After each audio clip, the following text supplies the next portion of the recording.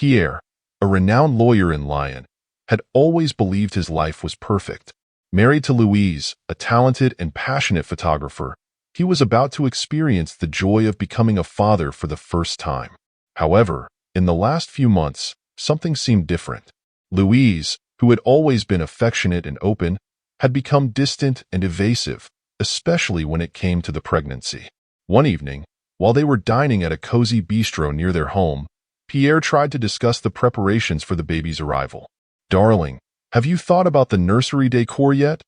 he asked, trying to sound enthusiastic. Louise, who was pushing the food around on her plate with her fork, looked up with a forced smile. "Not yet, Pierre. I've been so busy with my photography projects. Perhaps we can discuss it later?" Pierre was surprised by her response. Louise had always been so involved in every detail of their lives, and now she seemed disinterested in something so important. Doubt began to gnaw at his mind. In the days that followed, Pierre continued to notice strange behaviors. Louise was spending more time away from home, claiming to be busy with photo shoots and meetings that never had fixed schedules. Moreover, she seemed anxious whenever the phone rang, quickly hanging up or leaving the room to take the call. One night, while Louise was in the shower, her phone kept vibrating relentlessly. Pierre couldn't resist the temptation and picked up the device. The message was from Jacques, his best friend and best man, and it simply said, "We need to talk. Tomorrow, at the usual cafe." Why would Jacques be sending such a mysterious message to Louise? Pierre thought, feeling a knot forming in his stomach. Curiosity and distrust took over his mind, and he knew he needed to find answers. The next day, while Louise was out, Pierre searched the house for anything that could shed light on his doubts. In a drawer in the office, he found an envelope with the name of a medical clinic. Inside, there was an incomplete DNA test. Pierre knew this was his chance to uncover the truth. He took a strand of Louise's hair and sent it to the clinic, requesting a paternity test. Days later, the results arrived. Pierre opened the envelope with trembling hands and read the sentence that would change his life forever: incompatible. He was not the father of the baby Louise was carrying. He felt the ground crumble beneath his feet, the reality collapsing in a whirlwind of pain and anger. How could she do this to me? And with Jacques, my own friend? Pierre murmured to himself, sitting on the living room sofa, holding the DNA test. He began to recall moments from the past, trying to find signs he might have overlooked. On their wedding day, for example, he had noticed strange behavior between Louise and Jacques. They seemed too close, sharing glances that Pierre had, at the time, interpreted as mere friendship. Now, everything made sense. Determined to get more answers, Pierre decided he would confront Louise. But first, he needed a plan. He didn't want her to know that he had already discovered the truth. He needed to observe, understand, and, above all, be prepared for the pain that would come. Distrust had settled deeply in his heart, and he knew his life would never be the same again. The following days were a game of cat and mouse. Pierre watched Louise's every move, every word she said, every look they shared. The love he once felt was starting to be replaced by a mix of disillusionment and sadness. He knew he needed concrete proof, something that would confirm his suspicions beyond the DNA test. It was on a Saturday afternoon, while Louise was at a photo shoot, that Pierre found another clue. At the back of the closet, hidden under a pile of clothes, was an old photo album. Curious, he opened it and found several photos of Louise and Jacques together, some of them taken at times when Pierre knew he was not present. "What else are you hiding, Louise?" Pierre whispered into the empty room. The distrust was now a certainty, and Pierre knew he was about to face a devastating truth. The confrontation with Louise. Pierre, consumed by anguish and the need for answers, decides he can no longer postpone the inevitable confrontation with Louise. He chooses a moment when the two are alone at home, an environment that was once a refuge of love and complicity, but now seems to carry the unbearable weight of betrayal. "Louise, we need to talk," says Pierre, his voice laden with a seriousness she hadn't heard in a long time. Louise, who was organizing some photos in her makeshift studio in the living room, looks up and sees the determination on Pierre's face. She feels a chill down her spine, sensing that something serious is about to happen. Of course, Pierre. What's wrong? She responds, trying to remain calm. Pierre approaches slowly, holding the envelope with the DNA test results. He takes a deep breath, trying to control the fury and pain that consume him. I did a DNA test, Louise. The baby you are carrying is not mine. The words come out of his mouth like sharp blades, cutting the silence between them. Louise pales, the expression of shock and fear etched on her face. She tries to find the words, but she stammers, not knowing how to begin to explain herself. Pierre, I can explain. She starts, but Pierre interrupts her, his voice now tinged with anger. Explain what, Louise? How could you do this to me? And to Jacques, my best friend? He throws the envelope on the table with force, scattering the papers. Louise breaks down in tears, unable to hold Pierre's gaze. She knows there is no justification that can erase what she has done. It was a mistake, Pierre. A terrible mistake.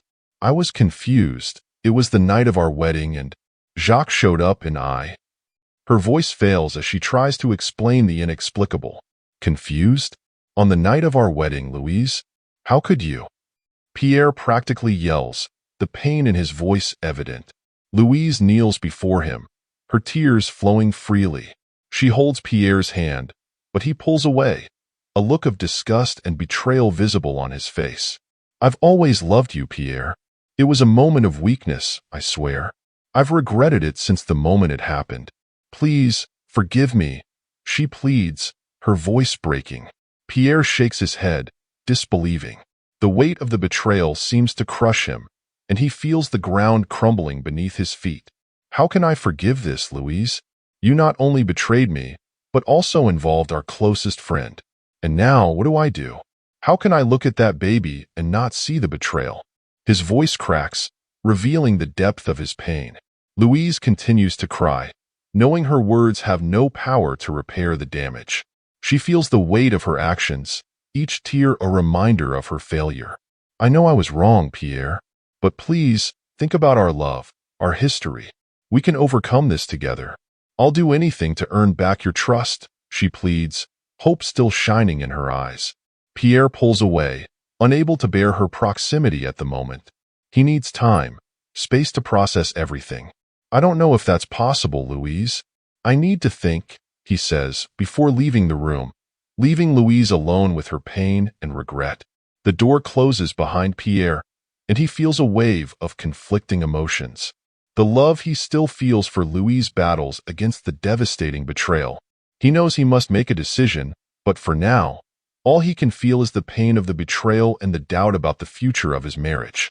Devastated by the revelation of Louise's infidelity, Pierre knew that the only way to find some peace would be to confront Jacques, his former friend and now betrayer, directly.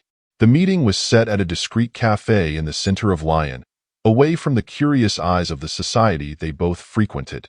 Jacques arrived first, visibly nervous, incessantly fiddling with the handle of his coffee cup. When Pierre entered, the atmosphere seemed to freeze for a moment. The tension was palpable. Jacques, we need to talk, said Pierre, trying to keep his calm. I know, Pierre. I think it's long overdue, Jacques replied, with a look of regret. Pierre did not waste time and went straight to the point, wanting clear and objective answers. Why did you do this to me? I've always considered you as a brother. How could you betray my trust in this way? Asked Pierre, his voice trembling with emotion. Jacques sighed, running his hand over his face, as if trying to erase what had been done. There are no excuses for what happened, Pierre. It was a terrible mistake, a moment of weakness that should never have occurred. We were all drunk, the night of the wedding. Things got out of control. I regret it every day since then, said Jacques, his voice laden with remorse. Still processing the betrayal, Pierre wanted to understand the reasons behind the act. But why didn't you tell me before? Why continue with this lie? Asked Pierre, trying to comprehend the depth of the deception. Jacques lowered his head, unable to meet Pierre's gaze. I was afraid, Pierre. Afraid of losing your friendship, afraid of destroying your marriage. I thought it was a mistake that could be buried, forgotten. But that only made things worse, Jacques admitted sincerely. Pierre felt a mix of anger and sadness. Louise's betrayal had been a painful blow, but Jacques felt even deeper. You didn't think about the consequences, did you? And now, I'm here, trying to piece my life back together, Pierre said, his voice faltering. Jacques nodded, knowing there were not enough words to repair the damage done. I know nothing I say can change what happened, but I'm willing to do whatever it takes to make amends. Even if that means leaving you in peace forever, Jacques said earnestly. Pierre looked at his former friend, feeling an internal conflict. The anger and pain were overwhelming, but he also felt the need to move forward, to somehow find a path to healing. I don't know if I can forgive you, Jacques, but I know I need to move on. Maybe one day I'll find a way to deal with this. For now, I need space, Pierre said, standing up to leave. I understand, Pierre. I hope you can find peace someday. And if you need anything, I'll be here, Jacques said, knowing his words were only a small comfort. Pierre left the cafe, feeling the weight of the conversation, but also a step closer to facing the reality. The truth had been revealed, and now he needed to find a way to rebuild his life. The future was uncertain, but Pierre was determined to move forward, seeking, above all, his own happiness and peace of mind.